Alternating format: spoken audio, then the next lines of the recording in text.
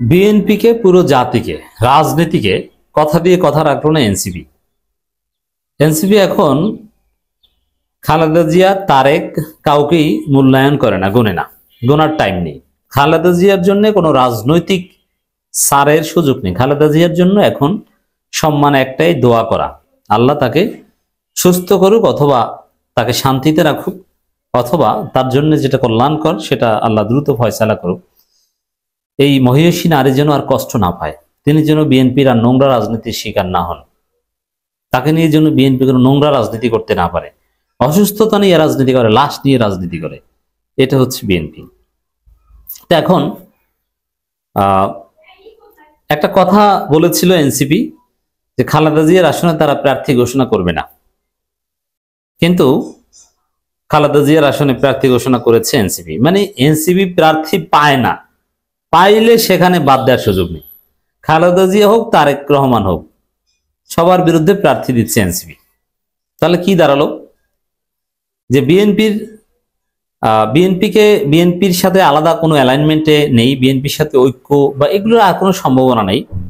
বিশেষ করে নাসিরউদ্দিন পাটোয়ারিরা বিএনপির বিরুদ্ধে বলতেন, সালাম সালাউদ্দিনদের বিরুদ্ধে বলতেন, কিন্তু যখন সরাসরি তারেক রহমানের বিরুদ্ধে বলা শুরু করলেন এবং হাসনাত সার্জিসরা একদম স্পষ্টভাবে তারেক রহমানের বিরুদ্ধে বলছেন নাম ধরে, তখন দ্বিধাদ্বন্দ্বের জল্পনা কল্পনার অবসান হয়ে যায় যে বিএনপির সাথে আর কোনো জোট ঐক্য এনসিপির হচ্ছে না।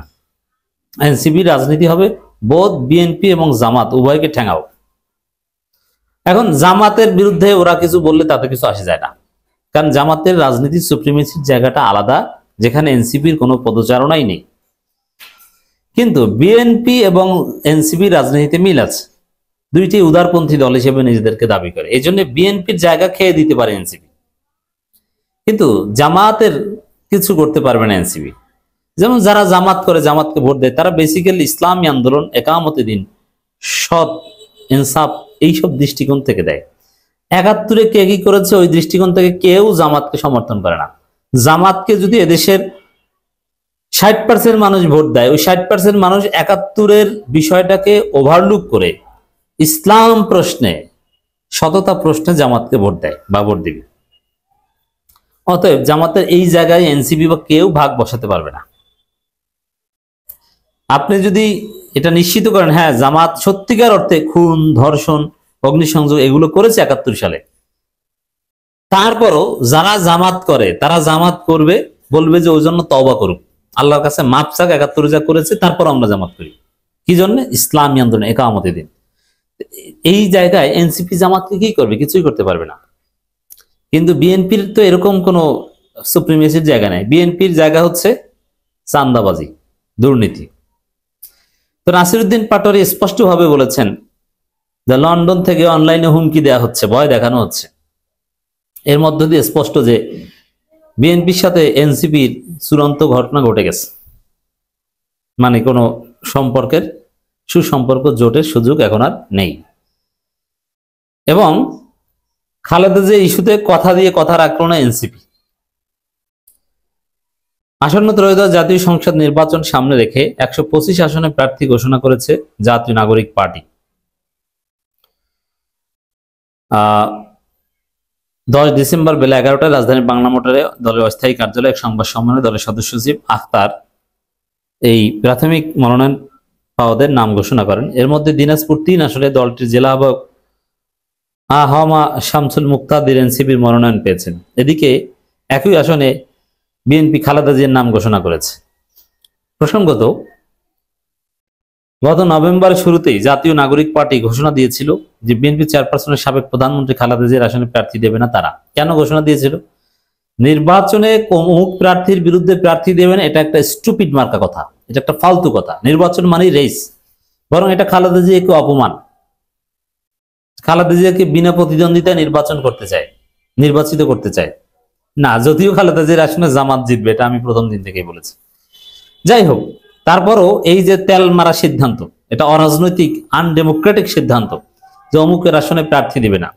এটা এই ঘোষণা এনসিপি দিয়েছিল মূলত বিএনপির সাথে জোট হবে আসন ভাগাভাগির আলোচনার মধ্যে। তা আসন ভাগাভাগি, জোট, কোনো সমঝোতার সম্ভাবনা নেই বলে খালেদা জিয়ার আসনে প্রার্থী দিয়ে দিয়েছে। এখন খালেদা জিয়ার বাকি আসনে প্রার্থী দেয়নি, খালেদা জিয়ার বাকি আসনে প্রার্থী পায় নাই, এই কারণে দেয় নাই। পেলে অবশ্যই দেবে, মোটামুটি একটু নির্বাচন করার যোগ্যতা আছে এরকম প্রার্থী খালেদা জিয়ার বাকি 2 আসনে কেউ নমিনেশন দাবি করুক, 100% নিশ্চিত দিয়ে দিবে। এবং তারেক রহমান আসনে তো দিয়েছি। অতএব বিএনপির সাথে এবং তারেক রহমানকে ইঙ্গিত করে যেসব কথাবার্তা বলছে, তারেক রহমান যে কথাটা বলেছিলেন এটা বলে চরম সমালোচনার মুখে পড়েছেন তারেক রহমান। তার একটা রহস্য ফাঁস হয়ে গেছে, গোমর ফাঁস হয়ে গেছে, চরিত্র ফাঁস হয়ে গেছে। কি, প্রতীক দেখে ভোট দেবেন, ব্যক্তি দেখে নয়। এর মানে ব্যক্তি যদি চোরটা বাটপার হয়, ব্যক্তি যদি ধ্বজভঙ্গ হয়, হাঁটতে পারে না, 2 ঠ্যাং কবরে গেছে, হুইল চেয়ার দিয়ে হাঁটে, তাকেও ভোট দিবেন। কারণ বিএনপির প্রার্থীরা তো এই টাইপের আধামরা, অতএব প্রতীক দেখে ভোট দিবেন। এইটাকে তুলোধনা করেছেন হাসনাত এবং এনসিপি নেতারা যে এটা কোনো কথা, এটা সিরিয়াসলি প্রবলেমেটিক। তারেক রহমান একজন প্রবলেমেটিক নেতা, উল্টো পাল্টা কথা বলেন, গণভোটের বিরুদ্ধে বলেন আলু ভোট, আলু পেঁয়াজ নাকি ইম্পর্টেন্ট। এর মানে কতটা অগণতান্ত্রিক। আবার আর এক অগণতান্ত্রিক কথা যে ব্যক্তি নয় প্রার্থী দেখে ভোট দিবেন। তাহলে ব্যক্তি বাদ দেন, শুধু প্রার্থী দিয়ে দেন, যে সারা বাংলাদেশে প্রার্থী দানেছিস, কোনো ব্যক্তি থাকবে না, ওই অনেকটা পিয়ার সিস্টেমের মতো, ওইটা বলে দেন, তা তো বলতে পারবেন না। আবার বলে যে মেগা প্রজেক্টে দুর্নীতি হয়, এ কারণে মেগা প্রজেক্টে যাবে না বিএনপি ক্ষমতা আসলে। এর মানে বাংলাদেশের উন্নয়ন স্থবির হয়ে যাবে। বাংলাদেশে এখন কত বড় বড় মেগা প্রজেক্ট দরকার, ভোলা বরিশাল সেতু দরকার, 2য় পদ্মা সেতু দরকার, আরো বড় বড় ইপিজেড দরকার। বাংলাদেশকে আমরা বানাতে চাই দক্ষিণ কোরিয়া, সিঙ্গাপুরের মতো উন্নত। পুরো ঢাকার শহরেই তো মেগা প্রজেক্ট দরকার। ঢাকার চারপাশে রাউন্ড ট্রেন লাইন হবে, মেট্রো লাইন হবে, চারপাশে কোনো যানজট থাকবে না। ঢাকা হবে 3 তলা, পাতাল রেল হবে। আমরা আন্ডারপাস তৈরি করব, ওভারপাস তৈরি করব, আমরা নদীর নিচ দিয়ে টানেল তৈরি করব, আরো যেখানে টানেল দরকার সেখানে টানেল, যেখানে ব্রিজ দরকার সেখানে ব্রিজ। আর শত শত মেগা প্রজেক্ট দরকার বাংলাদেশে। বাংলাদেশকে বাংলাদেশ থাকবে, জামাত ক্ষমতা আসলে বাংলাদেশকে বানানো হবে সিঙ্গাপুর, দক্ষিণ কোরিয়ার মতো উন্নত। সিঙ্গাপুরে তো গেছেন অনেকে, দেখেছেন সিঙ্গাপুর একটা 3 তলা শহরের মতো, ছোট্ট একটা শহর, অথচ কি উন্নত, কি পরিশুদ্ধ, তথ্য প্রযুক্তিতে সমৃদ্ধ একটা শহর। দক্ষিণ কোরিয়া গেছেন না, কত বড় বড় শিল্প কারখানা। ওইরকম শিল্প কারখানা হবে, এরকম শিল্প বিপ্লব বাংলাদেশে যে ঘটবে জামাত ক্ষমতা আসলে, ওইটি তো শত শত মেগা প্রজেক্ট লাগবে ওখানে। বাংলাদেশে আরো সমুদ্র বন্দর নির্মাণ করা হবে, আধুনিক করা হবে। চট্টগ্রাম পোর্টকে একদম সেই দুবাই পোর্টের মতো অথবা গুজরাট পোর্টের মতো, একদম পৃথিবীর শীর্ষস্থানীয় পোর্টের মতো, জেদ্দা পোর্টের মতো করা হবে। কিসের মেগা প্রজেক্ট লাগবে না? আর তারেক রহমান কি বলছেন এগুলো? তো দর্শক, স্পষ্ট হয়ে যাচ্ছে যে তারেক রহমানকে, খালেদা জিয়াকে এনসিপি আর গুনছে না, কথা দিয়ে কথা রাখছে না।